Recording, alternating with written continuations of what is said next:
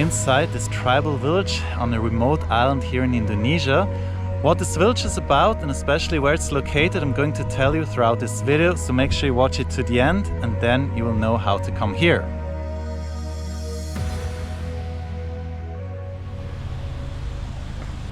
Sunday morning, 12th of May, and now I'm going to take you to one of the most amazing places on this wonderful tropical island. Let's go!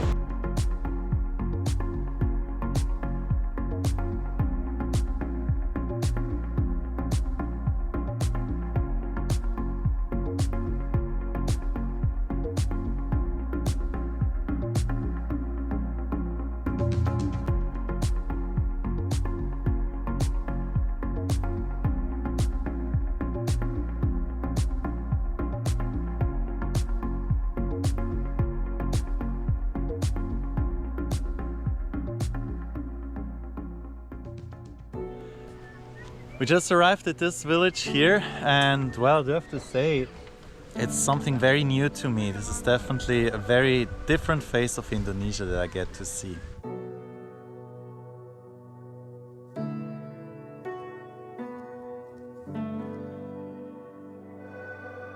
This is a really beautiful village with these many traditional houses. And you can see the roofs, they're very tall. I'm pretty sure this is because of the aerodynamics, so that the heat is going up and that it's going to be cool at the bottom in the house. Now, what's really fascinating is that these houses, they're not only for display, there are actually still people living inside them. And this really gives a lot of life to this beautiful village.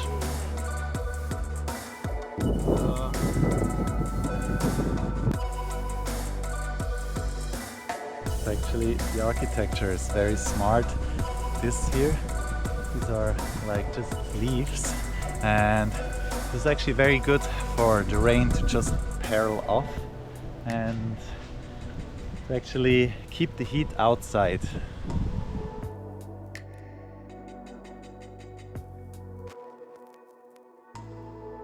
So the village is just here, but in front of the village there is a big cemetery with a lot of these massive tombs.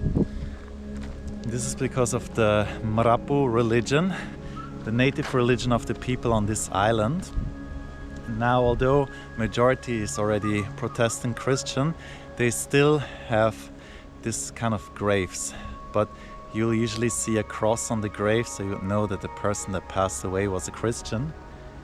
But it's beautiful. So these graves, they're side to side. Marapu are Christian. And to the people in Sumba here, actually, it is not really that important whether you're now following Marapu or Christianity.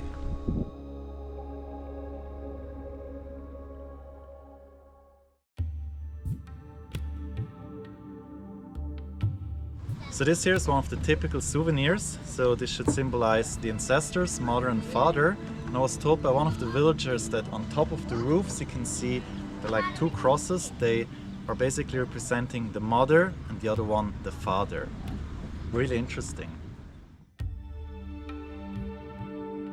And Hanafi, I was told that this has another function. It's not only a souvenir. Yeah, they sell it as a souvenir, but this is actually something that it could keep something inside. Like you open it and there's a compartment inside, so you can put betel, so you can eat them, yeah, and then you put them on so it would stay fresh. For those who are not familiar, what is betel nut? That's basically what is wine and beer to us Europeans.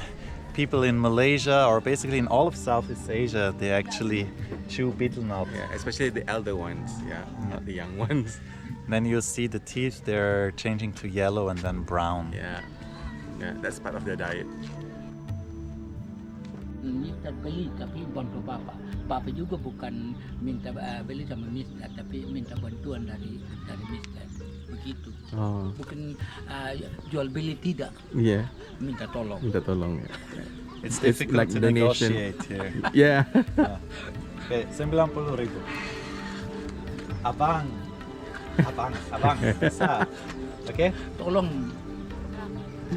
Bisa. 100. 90.000. Jangan. Oke, terima kasih. Oke, nggak ada banyak tunai ya. Oke, Iya. Dari Ratinggoro. Nama siapa, Mister? Jemo, Jemo Thomas. John, John. John, John Thomas. Mas Thomas. Iya. Oke.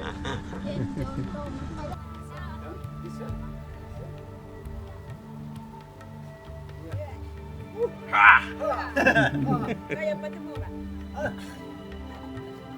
Kaya pati mahal. Pati mahal. Iya. So this here is a Sumbanese knife. Beautiful. And this is carved out of a water buffalo horn.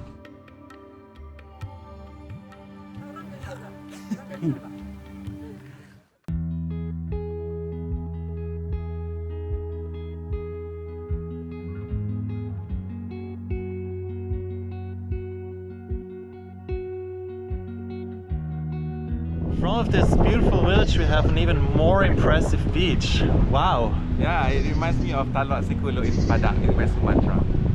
Yeah. And you have like horses and cows over there. Really beautiful. We're all alone. Let's go for a swim. Yeah, why not?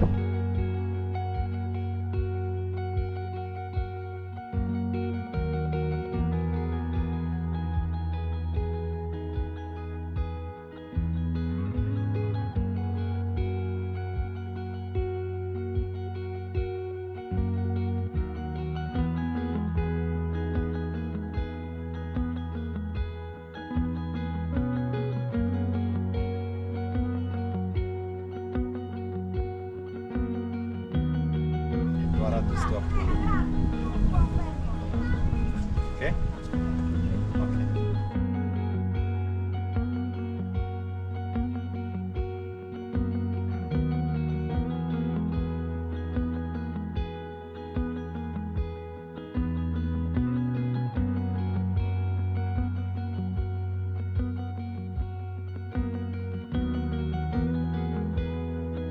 Actually, before when they were dressing me up, I had no idea what I'm going to be looking like. The moment I took a selfie, I could see what I'm actually wearing. I really like this hat with this little crown thingy. It's really beautiful.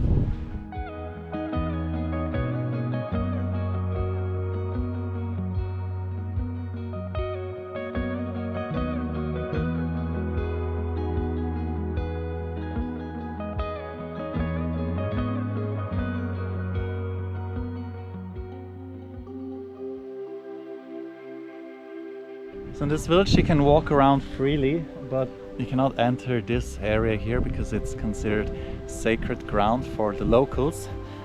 These are megaliths and they are part of their native religion, which is called Marapu religion. And I don't know exactly what they're doing here. I think it's probably for ceremonies, but to be respectful, we as visitors cannot step into that area.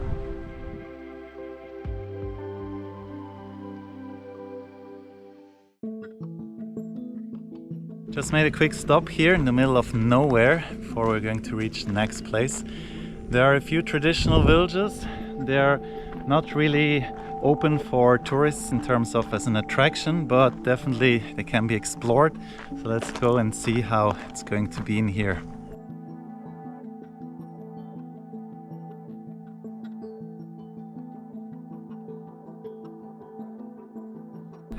So there are actually people living here. It's just not like very populated as the other one.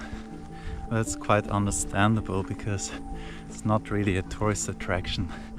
Now I checked the other village out by drone, and over there it seems there are a lot more people. I saw some kids being very excited about my drone flights. So let's see what it's going to be. Selamat siang. Apa kabar? Kabar baik. Berapa umur kamu?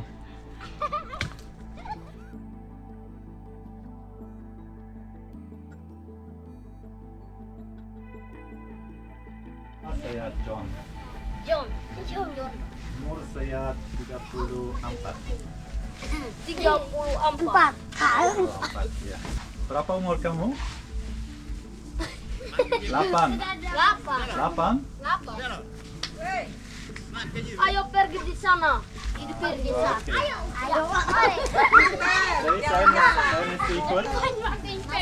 Of course. Pakai tengah mang.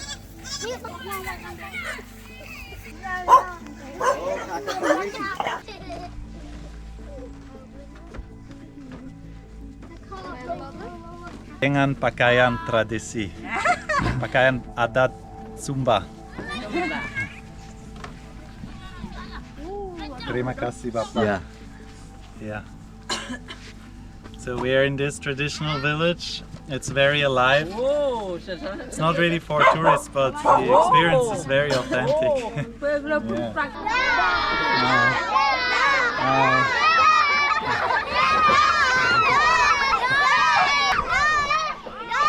Bye.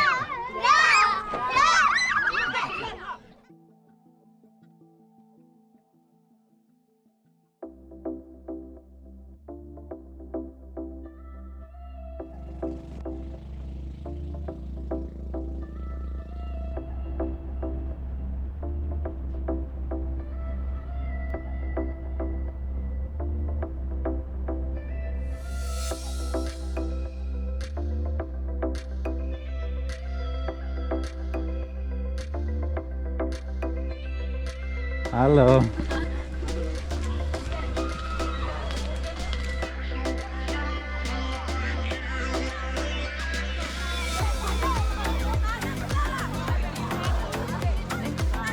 It's very cooling, right? Yeah. Super cool. It's Sunday, so it may seem very crowded, but it's weekend and we're basically the only tourists here. We're many locals.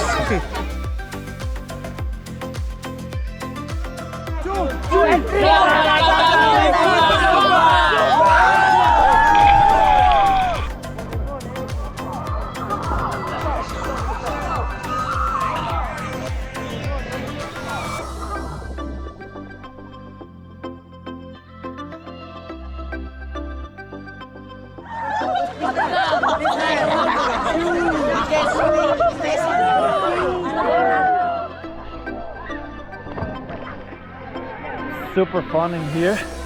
Luckily I can swim because my two other companions, Nato and Hanafi, they cannot, and I see they're being besieged. So the locals are very curious about visitors. Well, that's actually very beautiful. At some point we just feel like we're not having any little break for ourselves.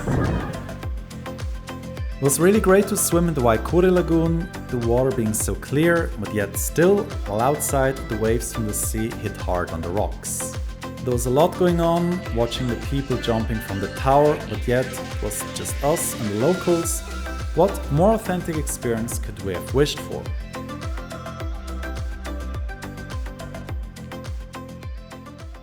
To conclude our day, we went to the Mandor Beach that was just about 3 minutes away by car. It's a great beach to go for a swim, but it's best to come here during the later part of the afternoon as it's quite hot during the day and the sun can be very strong. Not only is it more convenient to enjoy this place during that time, it is apparently a perfect spot to watch sunsets, we've been told. Compared to the Waikuri Lagoon, there were much fewer people, of which some were preparing their boats for heading out. I assume that was for fishing. It was really interesting to watch that. Quite a highlight was the water itself. Not only to see how the waves were breaking into the beach, but what left us the most astonished was the very strong blue color. It was like Gatorade water. When we were at the beach, we weren't even aware of it yet, as the sand mixed with the water. However, later, as I went up to the rocks for starting my drone, I immediately noticed that this is the very place to be. Honestly, I've seen unique watercolors before, but this very strong blue shine, that was certainly not what I would have expected to get in there. All in all, it was a perfect first day on Sumba, Indonesia. The lost tribal villages, especially Ratenggaro, they were so beautiful. The Waikuri Lagoon and the Mandor Beach, absolutely dreamy. We definitely found our unknown tropical paradise with so much to discover.